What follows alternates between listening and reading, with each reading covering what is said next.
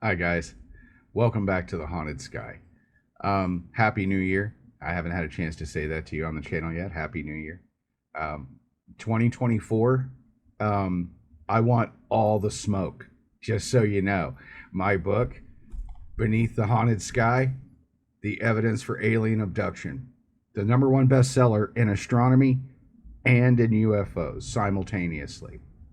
The top new release in astronomy, in UFOs, and in cosmology simultaneously. I call out the biggest names. I name names. I tell the truth. And people have responded to it. And I just couldn't be happier. Thank you for that. Thank you for the support.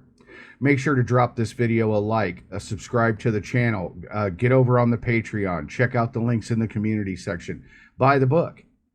Read the book and learn what is being held back from you, what is being kept secret, and why. But today, we're going to be tackling a different subject. We're going to be talking about someone else, Bob Lazar, who's very famous for his Area 51 story. And I have noticed recently a new show being advertised on Netflix about Bob Lazar, 30 years later, or whatever it is, digging up his well-worn tales for a revamped version of the same old thing. Except, there's a difference. This time, they're going out of their way to paint Bob Lazar as a hero, as a whistleblower, a champion for disclosure. But that's not true. Bob Lazar is simply a man trying to save his own ass and profit from being a total traitor to the United States and her interests. So today, we're going to dispense with the revisionist history and get down to business on the truth about Bob Lazar. Bob Lazar became famous in the 90s with his revelation that there are a series of alien crafts being kept at a place called Area 51 in Nevada. And he put that place on the map and that name of Area 51 in the minds of every person. He claimed to be an MIT physicist who was recruited by the military, more specifically, the Office of Naval Intelligence, to reverse engineer alien spacecraft that we had in our possession. He even had the receipts when no record could be found of him attending MIT and no record of him working for the ONI. He had photographs showing him at MIT and his pay stubs, which clearly show his connection to the Office of Naval Intelligence. But that isn't the part that I have a problem with. The problem with Bob Lazar is that he's not a hero or some altruistic whistleblower, and this must be addressed. You see, Bob Lazar was recruited by the military to work on a top secret project involving alien technology. He signed who knows how many non-disclosure agreements, and in the end, he betrayed his oath to his country. But not because it was the right thing to do. He did it to be cool. You want to know how he lost his job, lest we forget the past? Due to the revisionist history that's being written now, he was bringing people out to the desert to watch the secret tests of these spacecraft. And you want to know why he was doing it? So he could look cool. Let me say that again. This guy was given one of the rarest privileges in the world, was presented with the opportunity to serve the United States and its interests by potentially furthering the science we need in order to understand alien technology, and instead traded it to move up 2 places on someone's MySpace page. Not because he felt morally conflicted, because he doesn't have any morals at all. Not because he felt like the world should be allowed to know about the phenomenon. No, a strictly selfish act in order to get him the popularity he didn't get in high school. And he did it so often, and the word got out so much that the last test he took people to, about 150 people unexpectedly showed up to a secret facility led by Bob Lazar to witness these tests, and the government, say what you want, had a right to be upset about this and to punish him far worse than what he actually received. No one who breaks their solemn oath to protect this country and then gives the secrets away for the sake of something as pathetic as popularity is a hero. They are a loser, and they are a liability. By all rights, the guy should be dead, right? Trust me when I tell you that they have their ways of getting to you if they want to get to you. Instead, he got on Joe Rogan's podcast.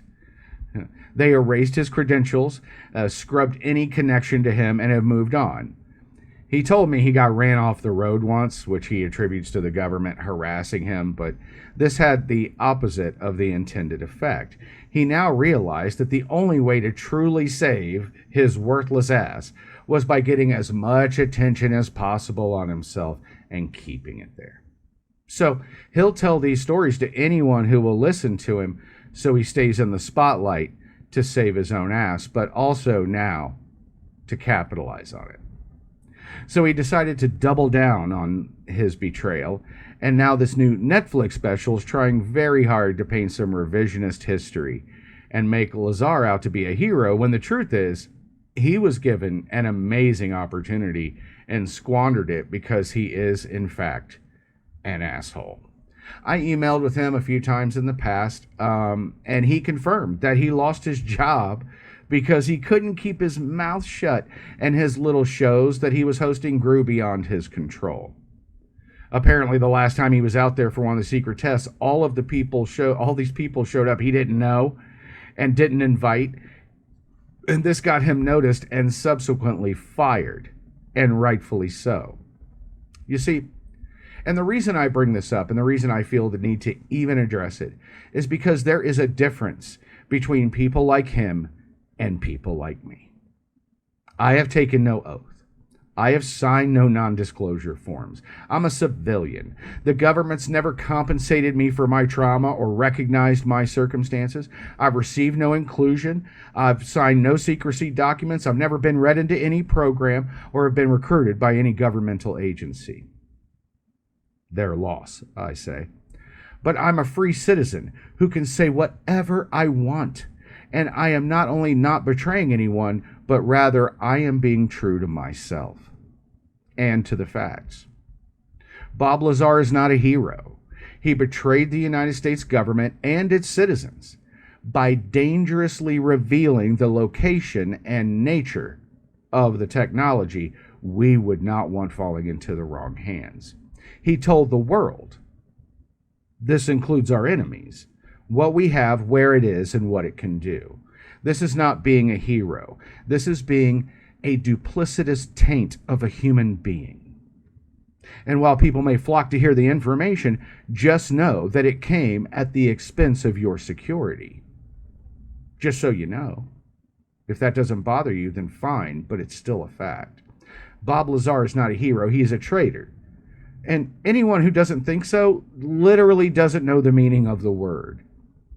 So say whatever you want, but you should not make an oath to protect our country, to be allowed to have access to the most sensitive and potentially dangerous technology in the known universe, okay? And then go brag to your friends about it. He is nothing more than a nearsighted traitor. If I worked for the government and I had been given these clearances and access, I have news for you. You would never know about it. I would know that I am agreeing willfully to be a part of something bigger than myself, that it is not my call to make, and that I have made an agreement which is a responsibility that supersedes any selfish motives I might have. I mean, it's a good thing they didn't bring him in on nuclear missiles or to work on nuclear submarines, isn't it? If this was in any other context, he would be derided as a spy, as a traitor, and none of you would have anything to do with him. But because it is information you want to know, does that really make it okay? I don't think so. If this was a top secret military project of any other kind, no one would have a problem in joining in calling him a traitor. There was it a couple years ago, a couple was caught selling nuclear submarine secrets to the enemy and got decades of time to serve. He's just lucky that it is something that the government literally can't talk about, but in any other context, he would be condemned, not a hero. And he didn't even sell the secrets. He gave them away to people to climb up 2 spots on someone's fucking MySpace page. Because, and he literally told me this, because he wanted to be popular. You have got to be shitting me. Is he telling the truth? Yes. But so what? So what? Telling us has changed absolutely nothing. Has done nothing to actually prove the existence of extraterrestrials beyond the experience we already have, including people like me who have experienced it firsthand. And all he's done is cash in on being one of the biggest traitors in the history of the United States of America. People like David Grush or Colonel Fravor, those are heroes. Those are folks who are putting it out there the right way to bring awareness to the public on this topic. I'm a person putting it all on the line. Look up a guy named Phil Schneider. These are folks who have all done things the right way, the honest way, and have performed their duties to the highest standard of professionalism while doing so. Bob Lazar is just a traitor who did it for popularity and has now spent 30 years of his life cashing in on it. He's not a hero. He's a traitor to his country, to his oath, and to the people he was supposed to be working for and working to protect by working on this technology in secret so as not to inform enemy countries or entities of our possession of it. Our enemies do not need to know what we have, what we know, or what we can do. This is the heart of national security. Say what you want about the government keeping their reverse engineering of UFOs a secret, but I don't know anyone who thinks that our enemies should have any shot at locating, getting, or reverse engineering it for their own purposes. Does anyone want Kim Jong-un or I forget what little Kim we're on now, but nobody wants that guy to have a UFO and accidentally reverse engineer it. Nobody wants Vladimir Putin to know what we have or where we have it, do we? Well, that is exactly what Bob Lazar did. By blabbing his big fat mouth, he told the world, including our enemies, that we have this stuff, where we have it, and what we are doing with it. And he did it because he wanted to be popular. He wanted people to like him. If that's a hero, then I guess I don't know what a hero is anymore. And that, my friends, is the real truth about Bob Lazar. All right, that's it for today. Thanks for stopping by, guys. Make sure to check out the next video. Make sure to go over to the Typical Skeptic podcast. I have an interview that's going to drop with that I did with Rob Khalil. It's going to drop at 7 p.m. tonight. Make sure that you check it out. Give him a like, give him a subscribe, and give him some warm fuzzies for actually having real abduction experiencers who are doing things the right way and are telling the truth on his program, because that is extremely important in getting this information and this awareness out into the mainstream. All right, I'll see you guys later. Bye.